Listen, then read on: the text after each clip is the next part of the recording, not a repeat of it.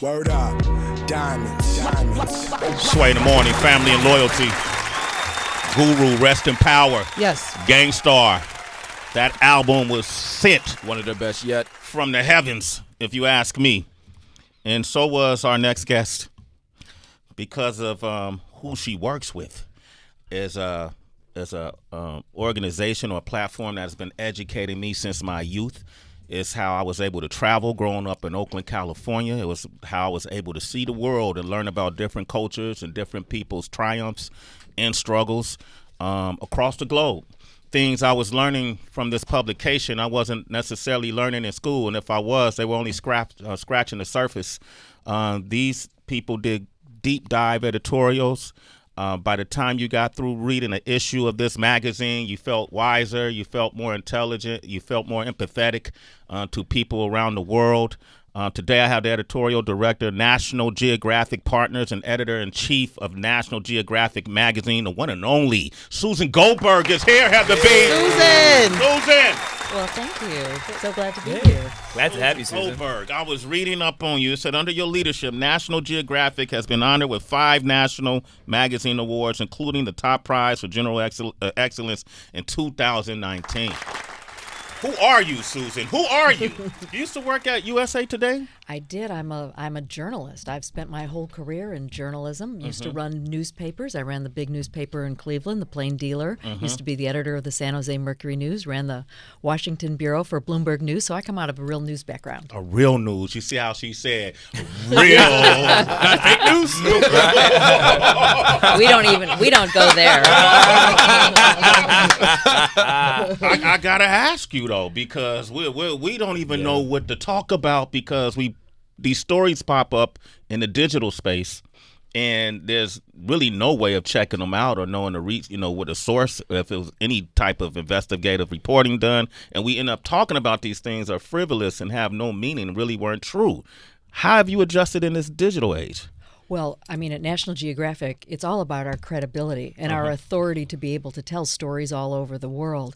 What I always say about our editorial positioning, on the side of science, on the side of facts, and on the side of the planet. And I think that's what we try to bring to every single story that we tell. On the science, on the side of science, facts, and the planet. And then you see how Susan... So that's like on the side of God. On the side of God. Yeah, can we give a round of applause for that? I worked with MTV News for years. I still work at MTV, and I say from the year 2000 to 2000. Now I still work there, but then the first 12 to 13 years, like, we really took our reporting seriously. Not that MTV still does, but we couldn't report. We couldn't even report that Michael Jackson had passed away till 6 hours after TMZ had reported initially, because we wasn't sure if the information was correct. And now we live in a world where we're not the information. You could be sure that the information isn't correct.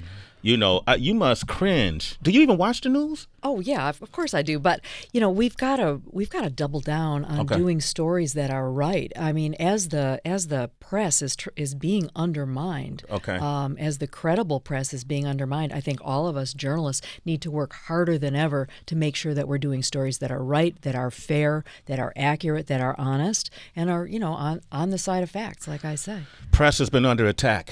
The press is under attack. It's very concerning. And I think the way to combat that is just to keep doing our jobs. But we've got to do stories that are right and correct. We've got to be really careful. It's more important to be right than it is to be first. I like that. Susan Goldberg is here.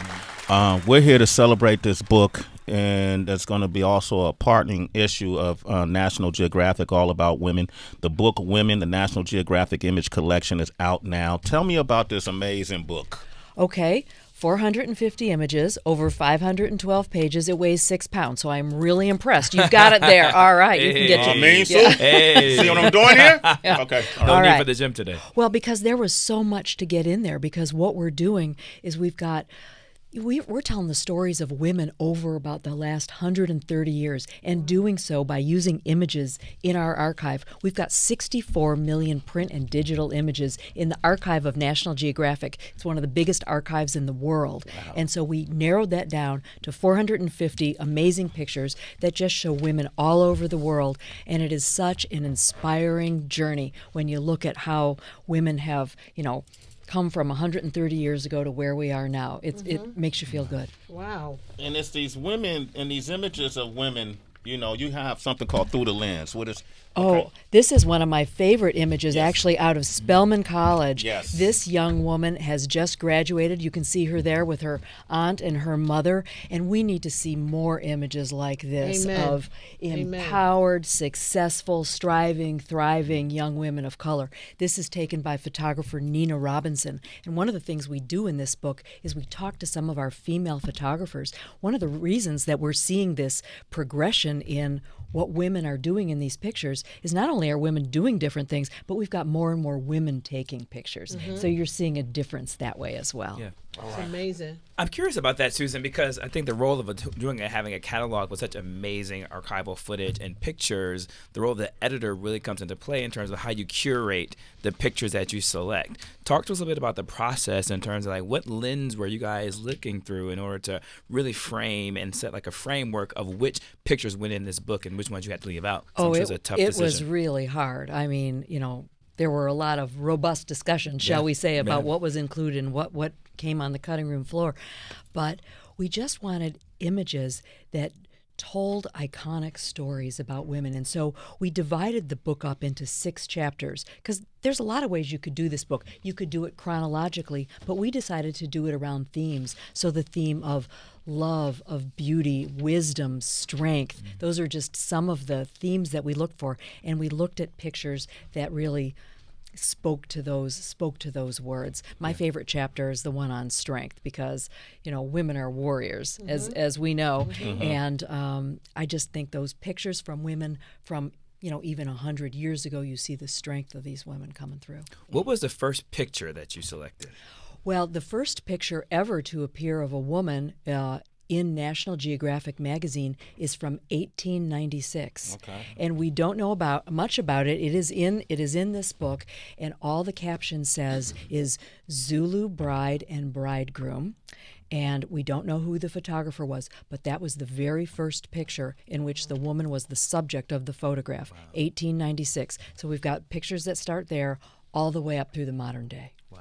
On the cover, the Afghan girl is pretty much the iconic National Geographic image that so many people remember. That was, even if you look back at, remember the 90s or 80s, that's always one of those pictures that pops up. And I think that kind of changed the notoriety even bigger of National Geographic, because that picture, and nobody knew who she was until 2002. Right. Her name is Sharbat Gula, actually. And we went back and we found her. That picture was first taken in 1984 by photographer Steve McCurry. It was on the cover of National Geographic magazine in 1985. And as you say, it is one of the iconic pictures of the 20th century. And what's really important about that picture is it really got people to understand the plight of Afghan refugees. It really speaks to the power of still photography to draw people into these stories. I mean, you might think you don't care about refugees or Afghan refugees in particular, but you look at that picture of that young woman and you care a lot. Susan Goldberg is here from National Geographic. We're talking about this incredible book. Even in the conversation, you haven't got the book yet, but you should definitely get it. How can people get this book? So they can get it at bookstores anywhere, at nationalgeographic.com, and on Amazon. Okay, and it's called Women, the National Geographic Image Collection. As a youth, I always wondered about the people who took the pictures and how could you get hired by National Geographic? How does your picture, the selection process, what's your criteria when it comes to photographs? I'm going to ask you all of that. And if you have any questions to the citizens, you want to get into the world of photography, like OQ is our producer right here. He takes a lot of pictures. You should go to his Instagram page. 888-742-3345. Give us a call, citizens. Editorial Director, National Geographic Partners, and Editor-in-Chief of National Geographic Magazine. We're here talking with Susan Goldberg, celebrating the release of the book, Women, the National Geographic Image Collection. It's an incredible ode to women all over the world and in history. Yeah, Susan, I wanted to ask, I'm not a photographer, but to your point, I'm always fascinated when I see women, and I feel like I'm starting to see younger girls have a camera with them, and not necessarily, I don't know if it's sparked from just having phones now, but what would you say to that young girl? Because you really don't know where to go. I feel like at the same time, everybody's taking pictures and everybody thinks they're a photographer. Oh. What would you say to a young girl that's maybe trying to figure that road out, photography, direction? Oh, I think it's so important that we have, female photographers, that we have photographers who are people of color. We can't just have white guy photographers. And that is where it started out at National Geographic. But we cover a diverse world. We need a diverse group of writers, photographers, editors to really cover it. So I think there's a great opportunity for, photographers of every type, because we're trying to tell true stories, going back to what we were talking about before. Yeah. You can't just have one perspective and one view of what is true. You've really got to hear from a multitude of voices and to understand different communities, different cultures, different situations. And I think, as I say, women view the world a little bit different from men. I think we all know that. And so you can expect that female photographers could take different pictures than what men are taking. We've also got more access with female photographers. For instance, when we did a story out of Saudi Arabia, and we were doing a story about women in Saudi Arabia, we sent a female writer and a female photographer because a male photographer would not have been able to get up close and personal with those women. That just would not have been allowed. So often women can get access to other women in a way that, say, a male photographer couldn't. Wow. Have you published pictures that have been taken from like iPhones? Oh, yeah. Yeah? And in fact, more and more our photographers are using all the modern means of taking those pictures. One of the things I really love about iPhones and, taking camera phone pictures is it's really democratized photography, but it's also made people understand how hard it is to really take a good picture. Now that everybody's got a camera with them 24/7, hey, it is really tough to take a good picture, and that's why I think so many people come to us on Instagram. We've got 125 million followers. They just done it on us? Wait a minute, hold up. Don't be up in here bragging. I'm sorry, you told me to brag. I'm just following orders. Wow. Insane. Seriously, we are the biggest brand on Instagram. We have passed Taylor Swift in terms of popularity, and now we're about to pass Neymar, the soccer player, and then we'll be in the top 10 of anybody. Let me with follow followers. y'all. Let me follow National Geographic. Now we're gonna have 125 million and one. That's right. There you go. I did not know. I'm already a member. Oh yeah, because Sway loves overachiever. Yeah, Taylor Swift. Take that, Taylor. This is interesting. Oh, Q, look, this is your shot, man. Like, to ask her about what do they look for in a great picture? Something. Yeah, well, I guess my question is because when I started photography, I always wanted feedback, and I would post to other photography sites and whatnot. And one thing that I noticed is, like, you may think, oh man, I took the best picture in the world, and then somebody will always find something like I don't know, well, if the light hit this way or that angle or yada yada yada. Is there such thing as a bad photographer per se, or is Me. I'm a bad photographer. Really? I take terrible pictures. You could look at my Instagram account. It would prove it. What's your Instagram? Susan Goldberg? It's at Susan B. Goldberg. Susan B. Goldberg. Yeah, She's like, "You're really gonna do there that." you go. You're really going to do it. But, I mean, look, it takes incredible skill and patience and being in the right place at the right time and technical ability. Right. And sometimes it takes being able to dive underwater with an underwater camera and put yourself into all kinds of crazy situations to get the pictures that are in National Geographic, in the magazine, in the book. And that's been true for many years. It's not quite as glamorous of a job, I think, as sometimes people think it is. You spend a lot of time out there, in the rain, waiting, in the cold, waiting, in the heat, waiting for that moment that makes those incredible National Geographic images. I'm looking at one of our images. I'm sorry, is this a filter you decided to use on this one? No, that's my cute husband and me. Oh, okay. Damn, Yeah, that's the cute filter. The cute filter? Okay, I'm just joking. You guys make a handsome couple. Well, thank you. Beautiful. I'll tell him. Tell He him. said so. Tell him he looks good. All right. Well, I figured I'd shoot my shot. So I wanted to see what Susan think or thought of some of these pictures. If you just swipe to the left, swipe that way. Don't go to the right. Don't go to the right. OQ Shoots put on my presents glasses. his pictures to the Susan left, Goldberg. right. To the Which way? Let me go back. That way. This way. That way. Well, these are nice. Now, who is this lovely lady?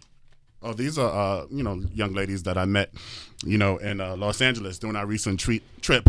We went to Malibu. Yeah. To the Okay. beach. Random people on the beach. He didn't know. He just randomly started shooting them. Okay, it seems to me you might have some promise as a portrait photographer. Okay. All right. Oh wow. Cool. There you go. A Portrait photographer. I like that. So what is You ain't off in the tundra or nothing, no. so that's just like still pics? What is Pictures of people, right? Okay. Images of people, not photojournalism, right? So Right. not somebody in a combat zone or somebody in the middle of doing yeah, something. yeah. But these are people who are holding still, and you've lit them nicely. And what you really want is to be able to learn something about that person through that picture, right? That there should be some emotion behind it. If you look at the work of Wayne Lawrence, one of our best portrait photographers, or Robin Hammond, you can really see some of those characteristics come through. I'm gonna check them out. The editorial director, National Geographic Partners, and editor in chief of National Geographic magazine. I'm so happy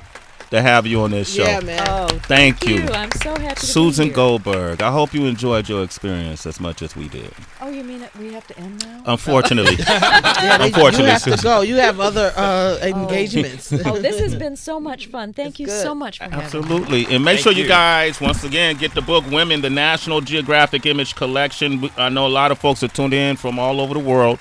Pick it up. You know what? It's the holiday season. A lot of people celebrating Kwanzaa. A lot of people celebrating Hanukkah. A lot of people celebrating Christmas. Whatever it is you celebrate that requires you to exchange gifts, make sure you do this. So can you give me your book? Heather. Yes. It's, As my Christmas gift. I don't want that. What? I want Okay, the you're right, other you're stuff right, you're coming right, you're later. right. Yeah. As my Kwanzaa gift to you. Yeah. There Thank you you. go. It's so heavy. Susan, can you sign this? Oh, I'd love to sign Yes, it. this is I would amazing. be honored. Yes. All right. Thank you, Susan, for coming Wow, by. this is beautiful. Thank you. Absolutely. Black